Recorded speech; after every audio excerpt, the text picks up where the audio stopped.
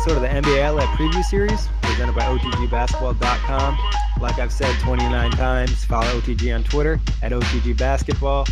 I'm your host, Nick Fay, and with me throughout this series, Harris Wichard. Harris, final team tonight. How you doing, man? Doing great, man. It's nice to get all the way down to number one. It's been a great ride, and again, appreciate all the support and all the fans out there of OTG basketball. Like Nick said, follow us, and want to thank all the writers and the staff members that have made the last few weeks what they are. Anybody who joined us on a podcast, anybody who retweeted anything is definitely appreciated. So you got to take the time out to thank those people and thank those writers. So without further ado, the number one team in the NBA this season, shocker, the Golden State Warriors. Number one, the Golden State Warriors. You know, this team has Harris's favorite player, Steph Curry, but they also set the record for most wins in a season last year with 73. They did lose in the finals to the Cleveland Cavaliers after coming back from a 3-1 deficit from the OKC Thunder in the Western Conference Finals to blow a 3-1 deficit of their own in the NBA Finals. Weird season for Warriors fans because it's so exciting, so great, but it was kind of a letdown at the end.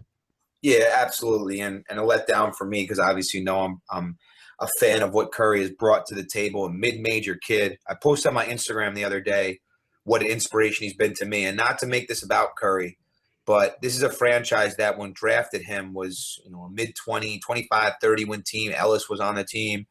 And then following them, because I was like pro-Warriors, I've been to 3 straight Warriors games, Knicks games at the Garden. And before anybody else was like, listen, I was watching the 2013 playoff run like, yo, this is going to be a great team. And kind of called it before anybody else. And you tooted your own horn a little bit last podcast, so I need to do the same thing. In 2013, before they had won anything, I'd watched that series against the Nuggets as Curry's coming out party, they called it. You remember that series? Yeah. And they beat a 57-win team in the Nuggets and then lost to the Spurs. The following year, they lost in the first round. I was like very pro Golden State at that point too. But then they won the championship, and then they won 73 games. So everyone was like, all right, everybody here is a bandwagon person. And that was, you know, that upset me a little bit because I had said in 2009, this kid's going to be really fun to watch. This is the next guy. And, you know, obviously his size hinders him to be maybe an all-time great, but winning back-to-back MVPs, winning a title, and having a lot of special moments is fun to watch as a guy that played D3 and watch a mid-major player. So this team, as we look into their roster now and their schedule, we know the Durant move. Everybody's talked about that at nauseum and a serious length. So without further ado, we'll go forward into talking about their moves over the offseason. Yeah, I mean, you hit it right on the head right there, Harris. Offseason moves, biggest move of the offseason for any NBA team. Added possibly a top 3 player to their team, Kevin Durant. Biggest addition. What are your thoughts? What was your initial reaction to this move? I mean, I said jokingly that it could happen, and then when it actually happened, I was actually in shock. I mean, and I'm very rarely in shock because I expect, you know, things, you know, I believe in like miracles and anything could happen type of guy. I'm a positive guy. But this one was like, wow. This one was, you looked at it, and when LeBron announced he was going back to Cleveland, you said wow, but you said wow, and like, okay, I can believe that. But when this happened after you're talking about an all-time great that lost to the team. Like imagine Michael Jordan joining the Pistons when he couldn't beat them. It would never happen. It would never happen. So it's a different era. I understand that. And KD definitely wanted to win. He said he didn't leave his house for 2 days after it happened. So this guy looked at all the negative criticism he was getting, and it affected him. These guys are human beings. And I just think it was the circumstance. This is how I think it would have gone. It would have been a little bit better if this happened. If the Thunder beat the Warriors, right? Then the Thunder lost to the Cavs in the finals, right? I think it would have been bad, but still better, right? Because he didn't at least lose to them. He just wanted to join up and beat them. How about this? If the Thunder beat the Warriors, then the Thunder beat the Cavs, so we finally got a championship, and then say, you know what, I don't want to play with Westbrook anymore. I want to win more championships in Golden State. Then he wouldn't have been criticized at all because he already won one for the OKC. I still think he'd be criticized regardless. No, I just think the way it happened was the perfect setup for him To make him look bad. Yeah, for sure. the most. I mean, either way, he gets criticized for going to Golden State. Yeah, I mean, it didn't help that his team blew a 3-1 deficit to them, and they probably should have won that series. So Yeah. that makes it look so bad just because it's like, oh, you can't beat them, so you join them. Yeah. Like, it's just the simplest thing. And like I mentioned before in the past, I don't imagine Durant going back to OKC, especially because what it seems like there's more to this Westbrook-Durant relationship than that was known to us. So, and you mentioned it before, you didn't think things were quite right between those two. So now there's a lot of tension. I know Kevin Durant's been saying all types of things. He said it wasn't directly, to make OKC feel bad or look bad, but it definitely has, when he's saying, this team is full of unselfish guys and, they're so smart and all this Joy, stuff. they call it, the GMs of the league call it a joy factory, meaning anybody that goes there is immediately happy because and Lynn had made the point of Brooklyn kind of like trying to create that same atmosphere. Like, you got to create an unselfish, we first attitude to win. And it's the secret. And the Warriors found that out a few years ago. And that is, I think, why Durant is talking about it. Because Westbrook is kind of like, yo, I want the ball, let's win the game type of guy. And he doesn't really know maybe how to work with a guy like Durant. And that's when Durant came here. He's like, wow, this is just a lot different. Well, it was also reported that, we're talking about OKC a lot, but Westbrook said to Durant in their meeting, like, what can I change, to try to make him stay. So I thought that was interesting. I just thought maybe. What'd you just say about the meeting? I said between a meeting with Kevin Durant and Russell Westbrook, like before he signed with the Warriors, he said like, yo, what do I need to work on? Like, what do I need to change in my game? And to get him to stay. Yeah, that was like in the meeting, that he had with OKC and the players there. So I don't know. I think there was just some tension. I mean, like, I hate to say it, but it just always is going to seem like the easy road, to get a championship. You join, the best team in the league, historically one of the best teams ever. They just won 73 games. It's not gonna look good, and it's just not gonna look good for your image. And he's not gonna be the guy that won a championship. It's gonna be the Warriors. It's even gonna be Steph. It's still Steph Curry's team, and like, you could probably argue that Steph Curry might be better than him. So. Yeah, you know what? That's going to be an interesting dynamic, and I want to hear your opinion on this. Let's try to break down the points per game right now for this team, right? Oh, that's very hard. So let's say they're going to average about 115 again. We know that.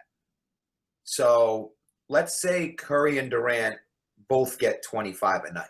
I think that's already too much almost. Well, no, think about it this way, because Curry was at 30 last year, so he's going to go down. He's not going down to 22. He's too talented to me. So if you have 25 from Curry, 25 from Durant, and let's say Thompson goes down to 16, right? But he's already said that he's not giving up any shots. Thompson said that? Yeah. See, now that's when the selfishness comes in. Nah, he didn't say it in like a selfish way, I didn't feel like, but it was still like, I'm still taking like my shots. All right, so then there you go. So let's just say he does average 16 and Draymond's at 16. That's 32. That's 82 of their 115.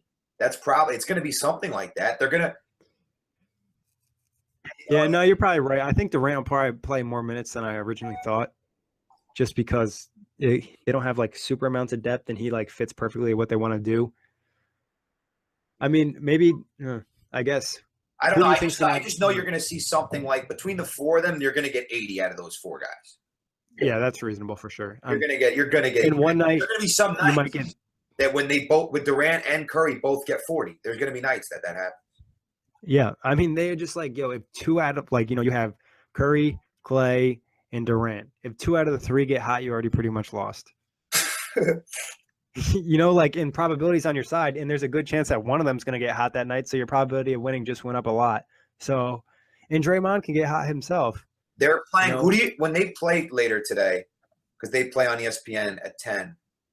Do you think? Did they say, because they're 4-1 in the preseason, but they haven't really played their guys a ton? Do you think they're going to play the starters some minutes tonight? I mean, they'll probably see some decent minutes if they're not resting anybody. Not anything substantial. I think these guys are good enough that they don't really need the time on the court together. Think about this, though. In the last preseason game they played in against the Lakers, in 22 minutes, Durant had 17 on 7-11, 3 of 5 from 3. He had 17 in 22 minutes.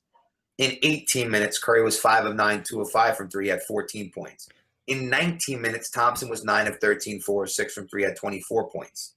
So in a combined 59 minutes, these guys had 55 points.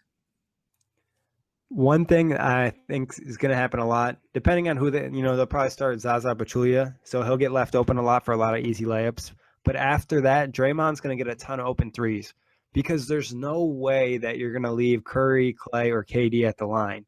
You know what I mean? Like, you're sticking man-to-man on him. So, like, the help's going to have to come from Draymond or Zaza's guy, and those guys are going to benefit huge. So, I mean, I could see Draymond having a really good year.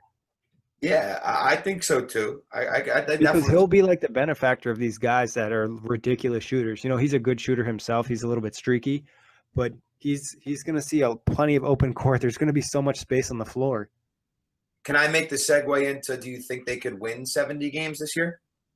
I think they could.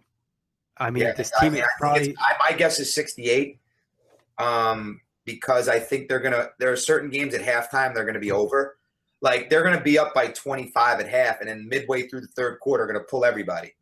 So I think they dominate more, but I don't think they could. I don't think they even care if they win 70 games. It's almost hard. Like, this team is probably one of the most talented, if not the most talented team ever. Yeah. You know, so 70 games seems really possible. But it's not just because of those guys, just the starters. They also added some nice guys this offseason. Drafted Damian Jones out of Vanderbilt, picked up JaVale McGee, who's been a nice surprise in preseason.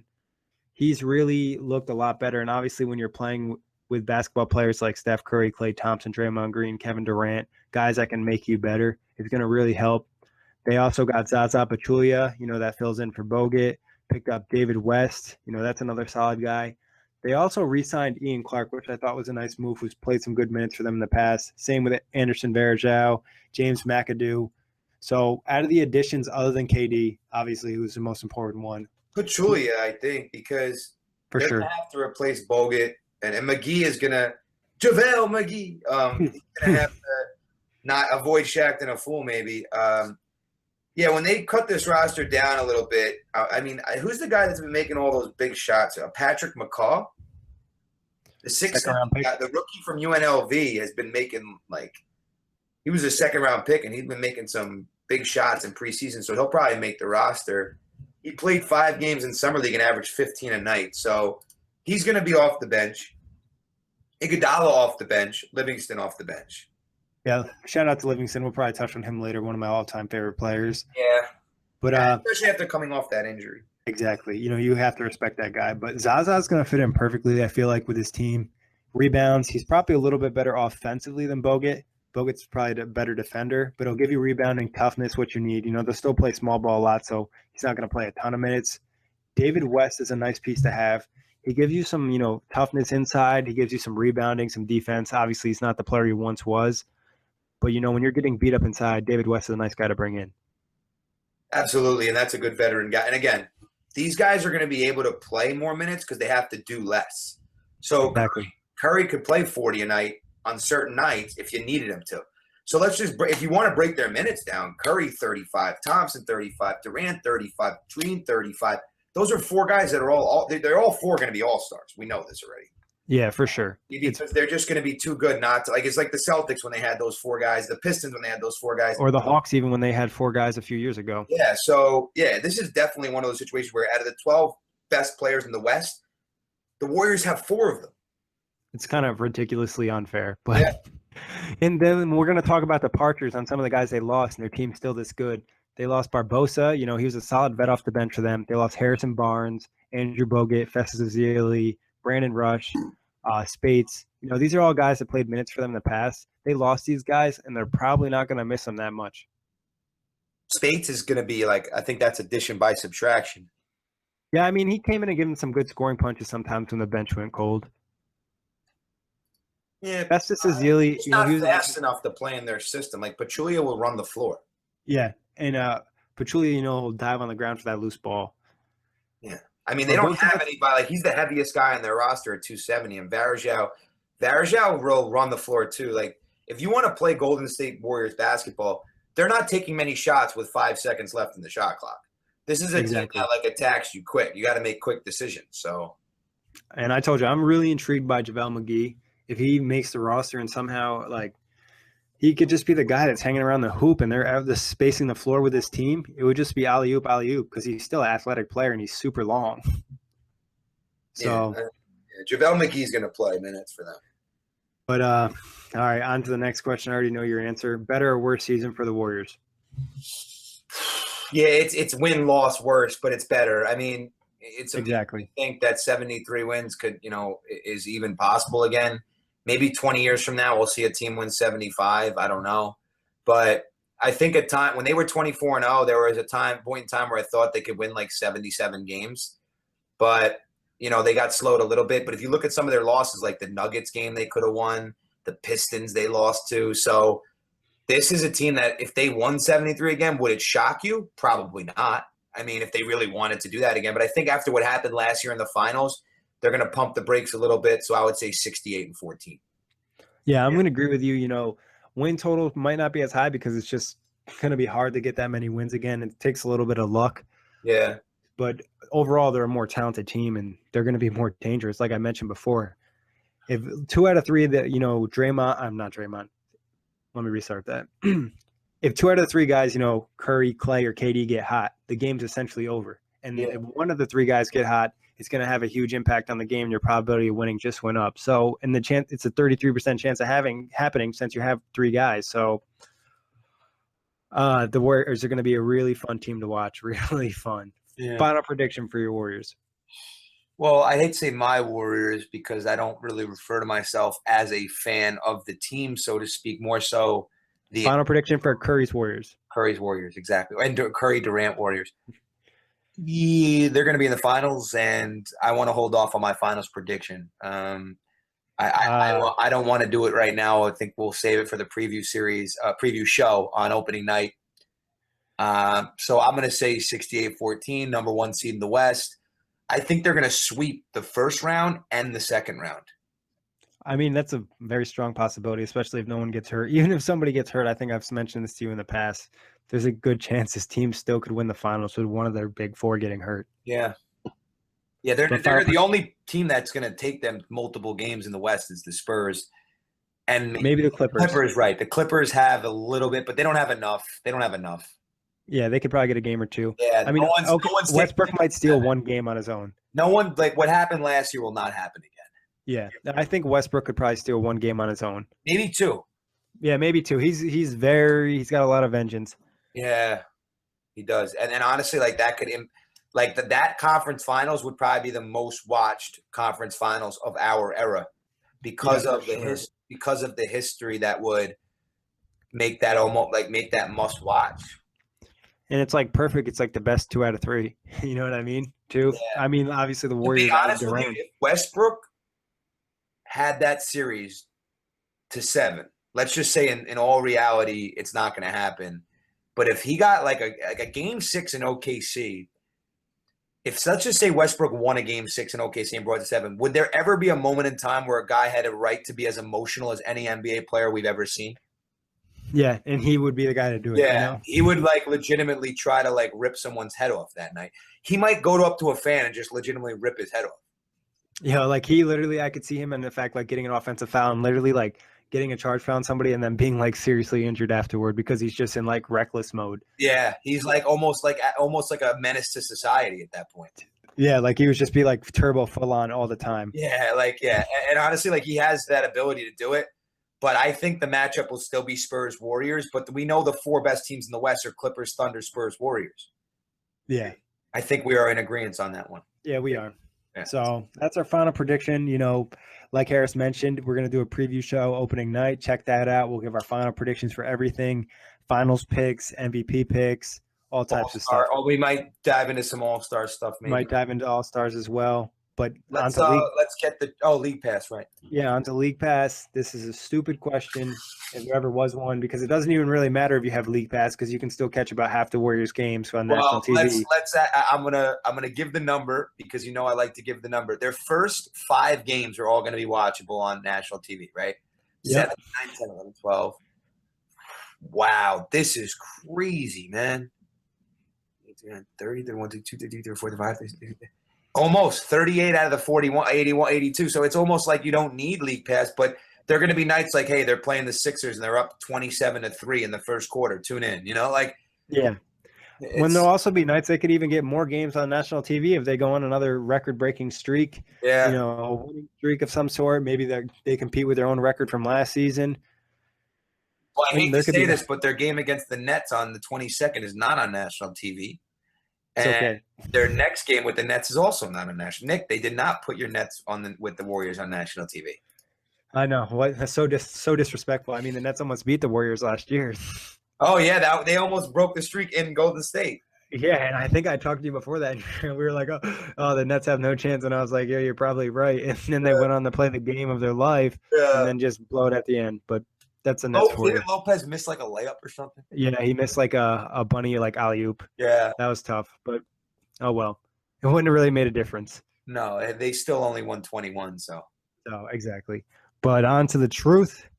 Our emoji for the Warriors, Harris, what is it? Well, I think it's the fire emoji because I think anytime – Bill Simmons said it best. Anytime Curry gets hot, you text your friend, yo, put on ESPN. This is crazy. Anytime Durant got hot in OKC, you'd probably do the same thing. Thompson. Even Clay, yeah. Yeah, so now Thompson has the NBA record for points in a quarter with 37 against the Kings a couple years ago. You have 3 guys on your team that could go off for 50 on any given night. Fire emoji's perfect. So that's why we got to say that. And then listen, they're going to break a lot of records 3-wise this year for team, maybe not individual, but for definitely team. What would you say? How many times has somebody on the Warriors this season hit over 50 points? Curry's going to do it 4 times. 3 times. 3 or 4. 3, okay. 3 sounds right. 3. Durant will do it twice. And, they'll probably have between them about 7 or 8. I could see it. I could see that as a possibility. And it'll be interesting. Green will have a couple triple-doubles in there. I think a lot more than a couple. I think that you could see multiple guys on this team get triple-doubles. Yeah. It's going to be, honestly, like, I say they win against the Spurs opening night. I'd have them beating both the Pelicans and Suns and Portland. They're going to be 4-0 hosting the Thunder and then the Lakers. So they'll probably start 6, 7, 8, 9, 10. A great opportunity. I know everybody's going to be out to beat them, but a great opportunity to start 10-0. Great opportunity. I mean, on paper, they could probably go almost 82-0, maybe 80-2.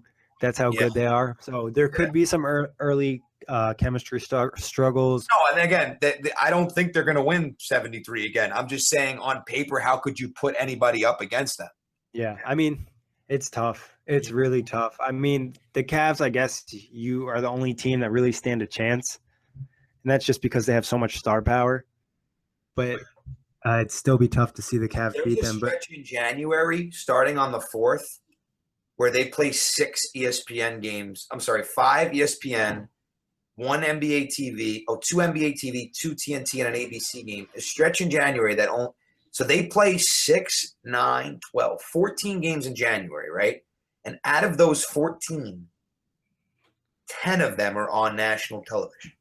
That's wild. So they only have at Orlando, at Miami, at Sacramento, Denver. 4 games out of the 14 will not be visible to anybody who doesn't have League Pass. It's great for the league in the sense, like in some ways, because it's going to be such must-watch TV, especially those first 5 games on national television.